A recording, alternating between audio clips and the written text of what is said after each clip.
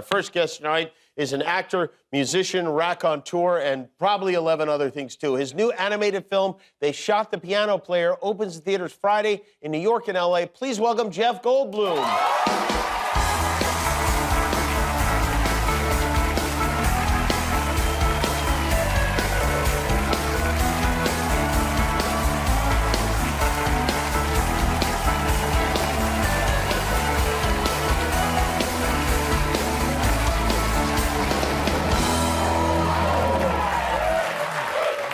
You look great. Are you feeling well? I'm feeling very well. Thank you. Oh, there's a little echo here, isn't there? A little bit, it's nice. Is that just my resonant voice? It seems acousticy. Yeah, there's a little bit of an echo in the room. Yeah. So nice to see you. Nice to see you, too. You know, I saw you from across the stadium at the Super Bowl. Yes, sir. I think this video went viral, as a matter of fact.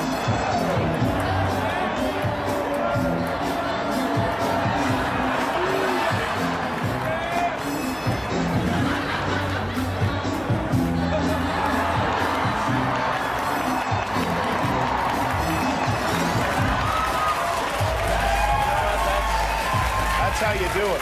That's what you do. I didn't know they were going to come upon me, as that seems, and I was just thrilled to be there. I was eating it up. You got the biggest ovation outside of the players on the field of anybody in the whole game. I really do. I can't imagine that. Just by comparison, I would like to show you what happened when I was on the video. Yeah. They didn't even notice that I was there. It was just Kelly Clarkson. They didn't even notice Carrot Top was sitting next to me. Oh. No, that's a mistake. That's a mistake. You need to do that. Well, did you know, for instance, I'm curious, did you know that they were going to come upon you? No, I had no idea. So what happened? So when you see it on the Jumbotron, what's going on? Well, my first inclination is to hide, and yours is to take it in, perform, and really enjoy it. And I think that shows the difference between our personalities. Not necessarily. You're Mr. Outgoing, but I was happy to be there. I had all this. You know, I'm an NFL kind of fan. You're a Steelers fan, I'm right? a Steelers fan. Yeah. But this year I've spent a lot of time working and in Europe, so I've missed every game. So I was actually hungry to see every snap, and I love, that's your hometown, but I loved seeing that stadium for the first time. It's a very kind of manageable size. Yeah, it's a good stadium. I imagined that it would be kind of, you know, the fall of Rome, you know, some kind of too big thing. But it's very, very nice, and how they managed everybody coming in. I had a great time. So I was happy to be amongst people and see everybody. I think they were even happier to have you amongst them. Wow. Now, have you been to a sporting event in Las Vegas before? Yes. I'm thinking of, I've been a boxing fan here or there, and I went to a couple of things, but I went to the Tyson fight where he bit Holyfield's ear. Oh, wow. You can see, I'll tell you, I'll bet if you look up some of that footage, I'm sure you don't have it now, but I was like in the third row. So you see, when I saw a playback of it, I see me and my friend Gary Kress, who was there at the Super Bowl, believe it or not, we've been friends a long time. We were there, and yeah, you see us. Did you know what was, because I was watching that on TV, did you know what was happening when it was happening? Well, only as it developed. But yes, after a few seconds, it's in like the third round or something like that. It's a very exciting, electric event, as you can imagine. I'm on the edge of my seat. It's violence. It's, you know, gets you going. And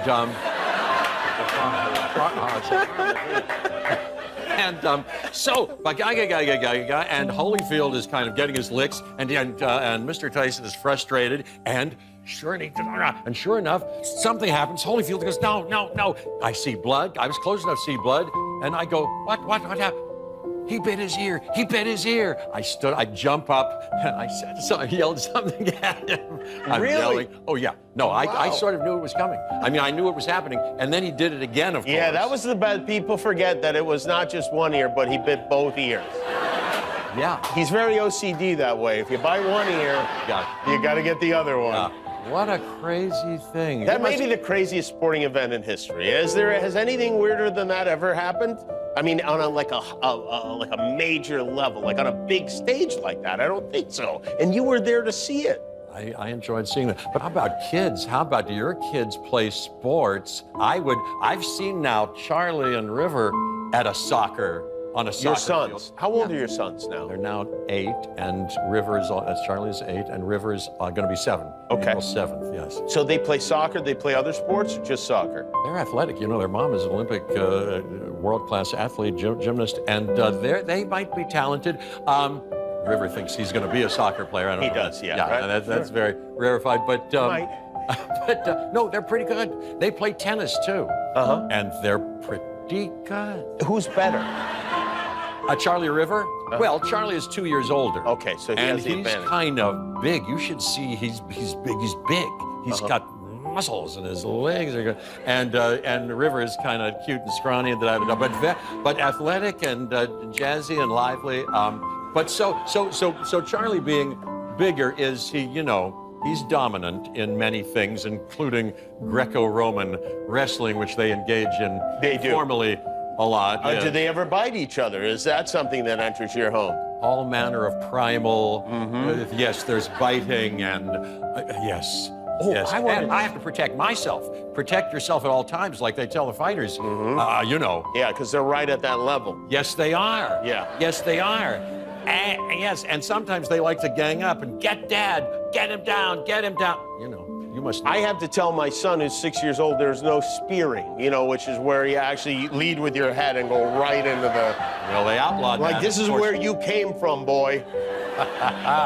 Oh yeah, no, I've kept myself from sustaining serious injury, but So this has got to be a few years old then. So I wanted to ask you about this photograph because it's a cute photograph, but I wanted to ask you about what is happening here. You seem to be pouring orange juice in your cereal. Was that like a funny moment for the photo, or was this something that you do? I do not do it at the current right now, but somebody reminded me that I maybe used to do that for a moment. I like my foods, and I like healthy eating, and so I experiment. I've always experimented with, something. You feel it's healthier to have orange juice instead of milk? Wise minds have disagreed through the decades, if you followed it, about, milk and currently I like a nice whole milk, and I also like oat milk and different things. I love cereal. I've been in love with cereal for What's your favorite cereal? Good question. Good question. Hey, right now, I mostly, what I do? I make oatmeal. Okay. That's a very healthy thing, and I love it. I love the warmth. But if I had to have cold cereal and revisit it, not as healthy, I usually go just to see what the kids have. They've got Cheerios and cornflakes, and that's fine and dandy. But I went to the grocery store, now you mentioned it, the other day myself, and got a chance to pick. You can't send anybody and describe. I was like, let me look at everything, and let me look at the flakes, and you know what I saw? The original Life cereal. Oh, they're still making that. My passion. They are making it in the box. I didn't get it because I looked at the ingredients and went, I can do better than that. I was looking for a healthy flake. I got a flake. I forget, Heritage, like something made of seven different grains. Yeah. I had some. Okay, it's okay. Not as good as corn? Yeah, not as good as Frosted. I like corn a lot, and I like oats. Does anybody remember a cereal that I was in love with when I was 7, maybe, called Concentrate? No. Kellogg's Concentrate. It was little tiny flakes. Ooh, Guillermo's not going to help you with that. He has no idea. No. I do. No. At the time, though, you know what I used to do? Pour sugar on my cereal. Yeah, of course. And now the kids, I help them with their cereal, and they go crazy, and they like to be subversive with the honey. Oh, they use honey on their cereal. I say, I'll do it. Okay, no, and then they snatch it. And then they go, look what we're doing. We're eating the whole thing of honey. They go. Why is every topic delightful to discuss with you? I mean, like, why are all the topics? Like, I feel like, let's take a break. Jeff Goldblum is here. His movie is They Shot the Piano Player. The very next day, I made plans to have a drink with my good friend João, who is one of the people I know who knows most about Brazilian music, and I often go to him for help. And he gave me the names of people that I could talk to, and he gave me their phone numbers. And as he always does, he brought me a very sweet gift of records. From the 60s, which had been out of print, impossible to find, That is They Shot the Piano Player. Jeff Goldblum's voice is heard there. This is a true story. Your character is fictional. Your character is not part of the true part of the story. That's right. My friend Fernando Trueba, with whom I made a movie in Spain and Paris in 1988, 89, made this, has been obsessed with. He loves music, has made Grammy-winning things about music. He loves, this is about Brazilian music and about a guy he found, a piano player named Tenorio, who was one of the pioneers and greats of Brazilian jazz in the 50s and 60s, put out some albums, was influenced by Thelonious Monk and Bill Evans and Duke Ellington. The beats are this new kind of samba that they're doing. It was really popular, like in American culture at that time, when I was a kid, my parents would go on cruises and take dance lessons, and Girl from Ipanema by Jobim and lyrics by Vinicius de Moraes is the second most recorded song in the 20th century. Is that right? Yes, behind Yesterday from the Beatles. Oh. So I was very into it. I love that music. Fernando Trueba, talked to people for the last 20 years and found out about this piano player, discovered how great he was, what got people talking, recorded them, and then he was on a gig in '76 in Argentina, where there was for a couple of years a military dictatorship.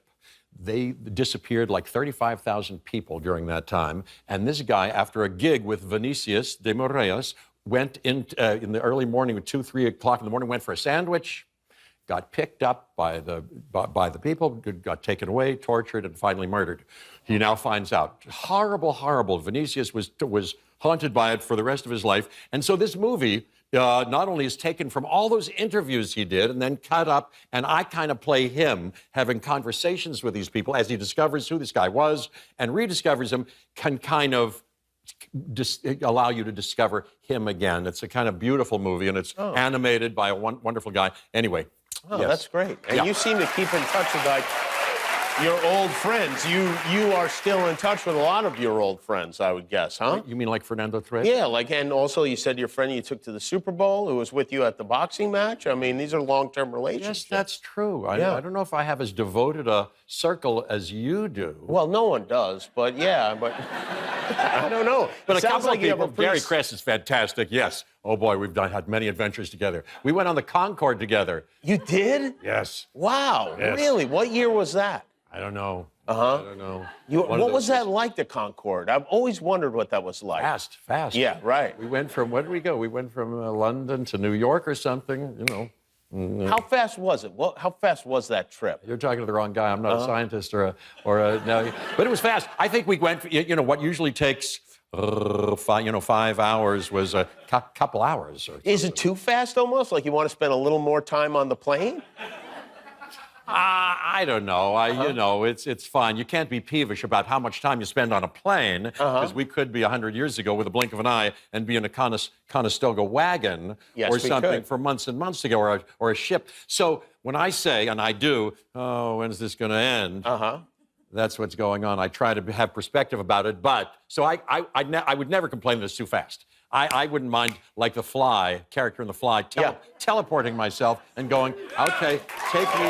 Well, I want to be in the Waldorf Astoria Hotel right now, and then we go like that. But didn't things go badly in The Fly? Yes, now that I think of it, yes. Seems like if there's a movie you're going to wish for, that maybe is not the one. Yeah, you're right. Yeah. But it's great. It's always great to see you. Thank you so much for coming. Yes, It's thank you. always a delight. Jeff Goldblum, everybody. See his movie. It's called They Shot the Piano Player. It opens